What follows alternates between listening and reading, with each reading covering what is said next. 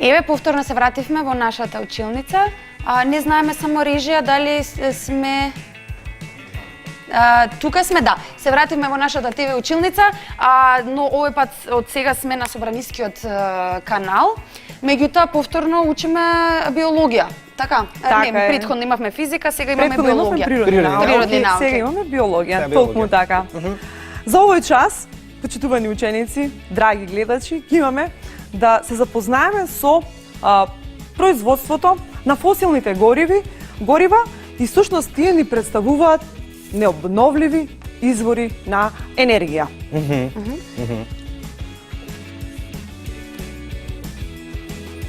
Значи, во фосилни горива спаѓаат нафтата, јагленот и природниот газ. Сега многу е значено зошто само овие спаѓаат во необновливи извори. Зошто и другите не спаѓаат тука. Самиот поим необновливи значи нешто кое што многу тешко, односно многу споро се обновува. Дури многу и тешко се регенерира.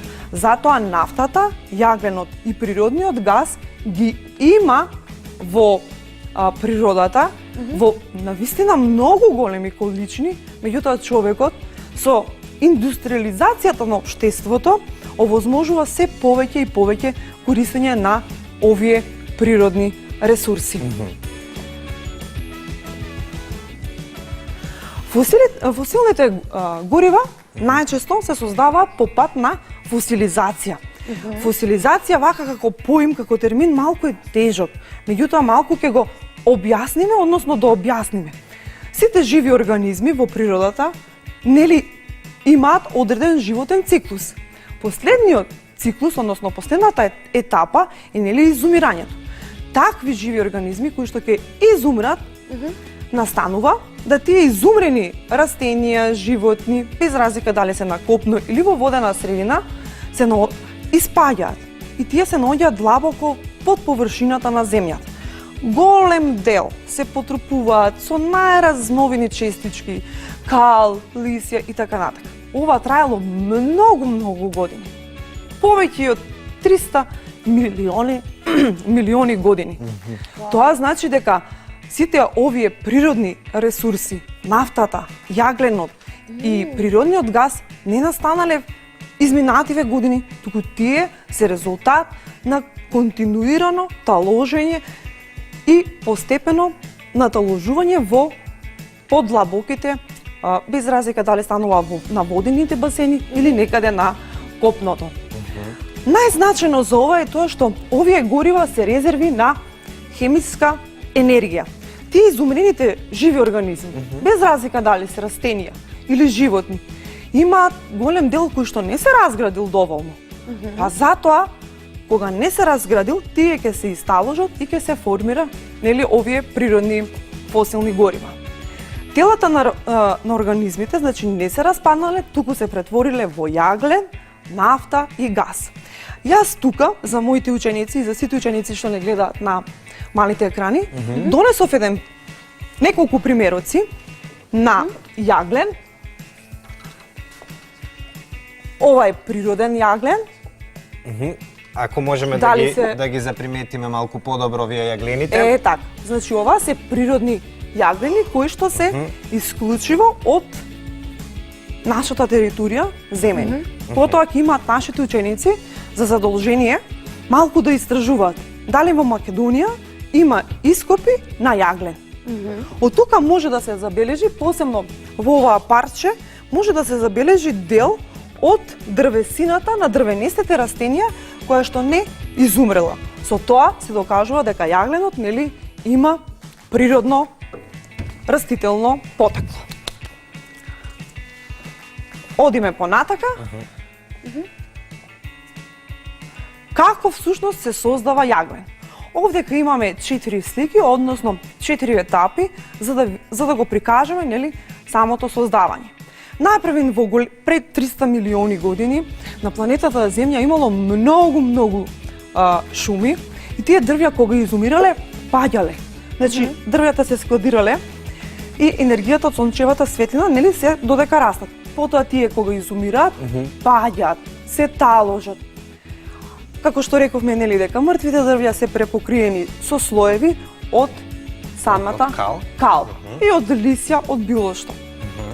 И на крај самата дрвесина, да, со тек на време, значи во природата секој природен ресурс што настанува, не настанува многу брзо, туку настанува со долготраен процес. Значи треба подолг временски период за да се создаде, без разлика дали е тоа јаглен, дали е нафта, дали е природен газ. Значи не се создава ништо денеска за утре.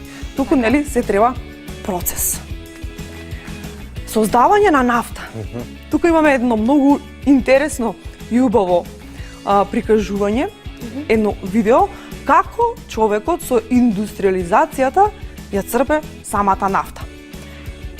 Голем број на морски живи организми кои што во својот животен пат ќе изумрат, се складира огромно количество на енергија. Така? Овие организми, значи штом ќе изумрат, тие не може да се држат, нели, како бродчето од претходниот час на површината на водата, туку изумираат и паѓаат на самата подлога, односно долу.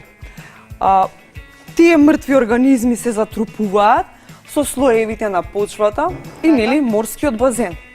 И на крај доаѓа до формирање, значи, на нафта, на еден базен од нафта.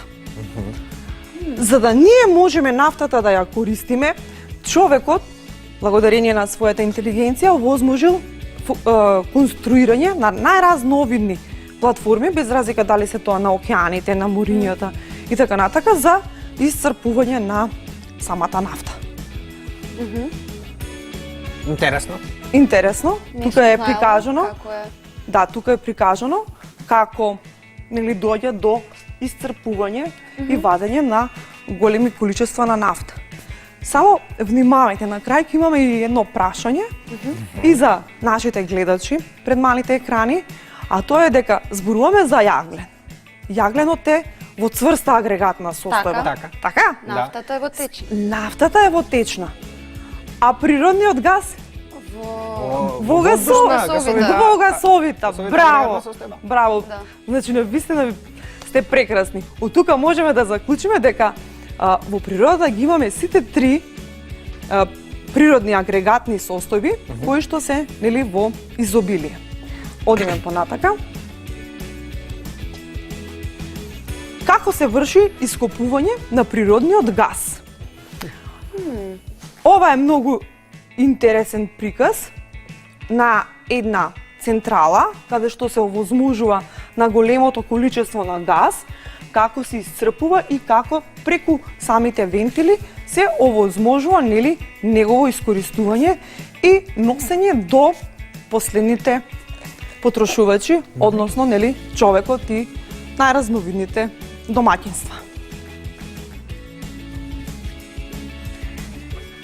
Сега, тука ќе има за задача не само ние да размислиме, туку и нашите ученици пред малите екрани, за да ни кажат како ние овие природни извори, реагенси на енергија, зашто ги користиме и која е нивната примена.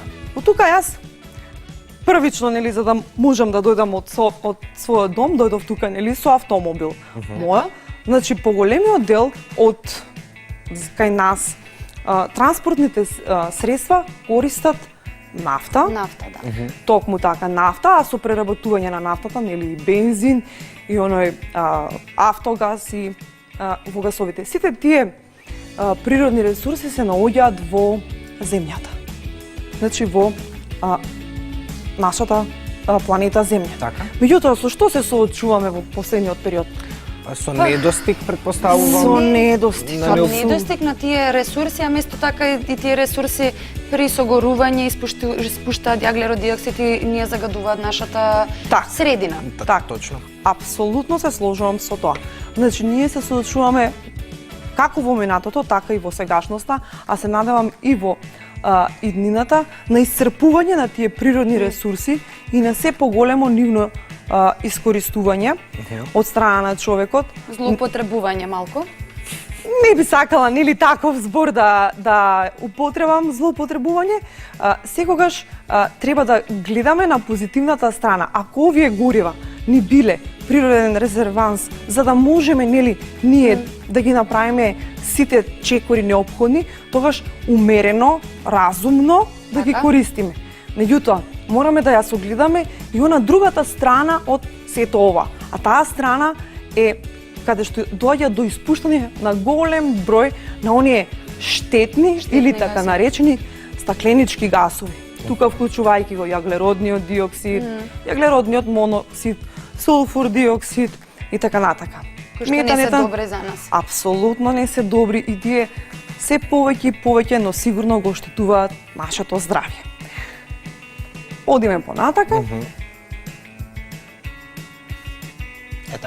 Е така. Сега како една препорака, заради тоа што до сега зборувавме континуирано за необновливи извори на енергија, а тие необновливи извори на енергија видовме нели дека се создаваат од страна на планетата Земја. Имаме и голем дел каде што се уште не се откриени, се уште не се детектирани. Се уште човекот, односно научникот ги детектираат местата, платоата, самите тие депоа на нафта, на јаглен, на природен газ. Меѓутоа треба да тежнееме во иднина да користиме обновливи извори на енергија, односно така наречените алтернативни извори на енергија.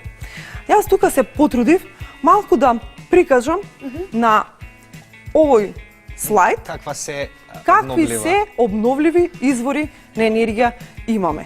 И зошто, еве задолжение и за нашите ученици, зошто треба нив повеќе да ги користиме обновливите извори на енергија, а да тежнееме на што е помалку и користење на необновливите извори. Заради тоа што необновливите извори на енергија овозможуваат многу повеќе загадување за разлика од обновливите.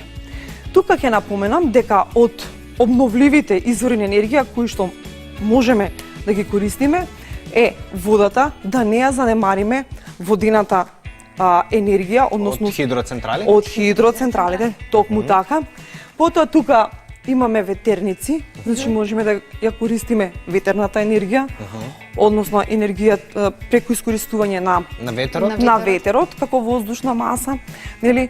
Но еден од позначајните моменти и кои што во последно време се повеќе и повеќе се користи, а тоа е соларната енергија.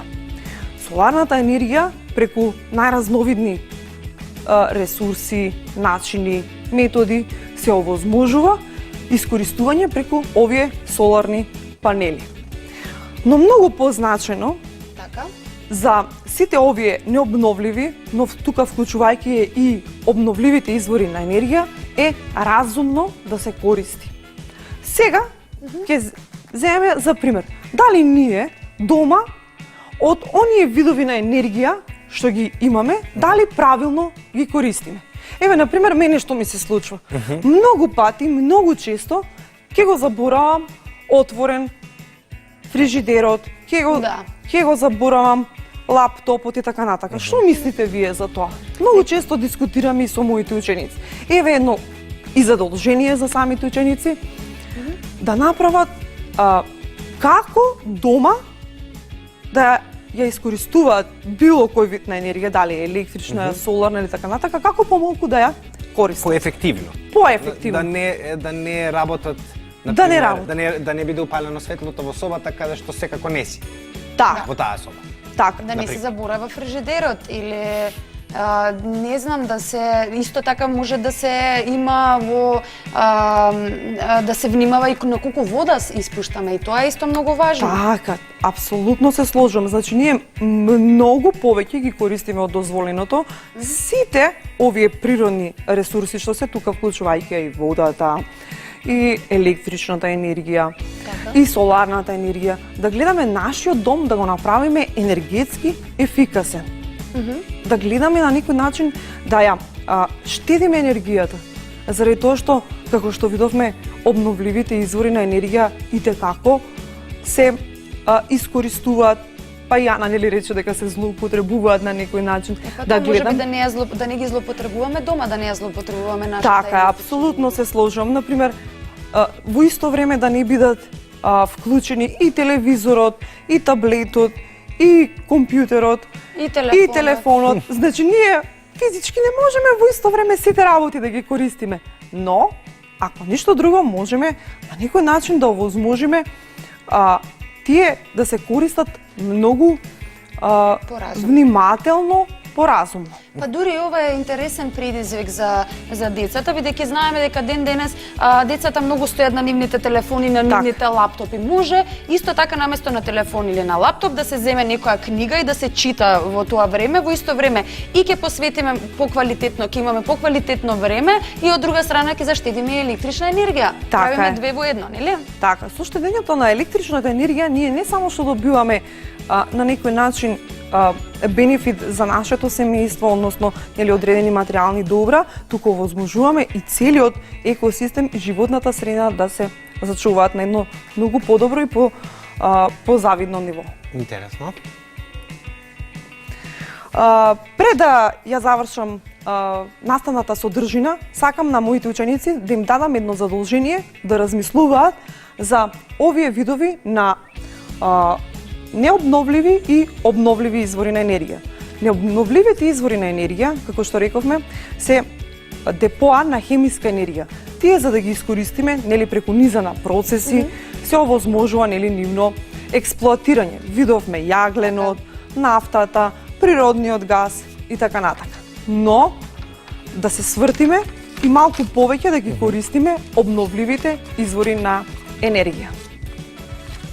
Ви благодарам, имајте убав ден на сите. Тоа беше се за нашиот час. Сега ќе одиме со еден краток џингл и се враќаме со следниот час. Само ќе може ли да ме сликнете, јаси?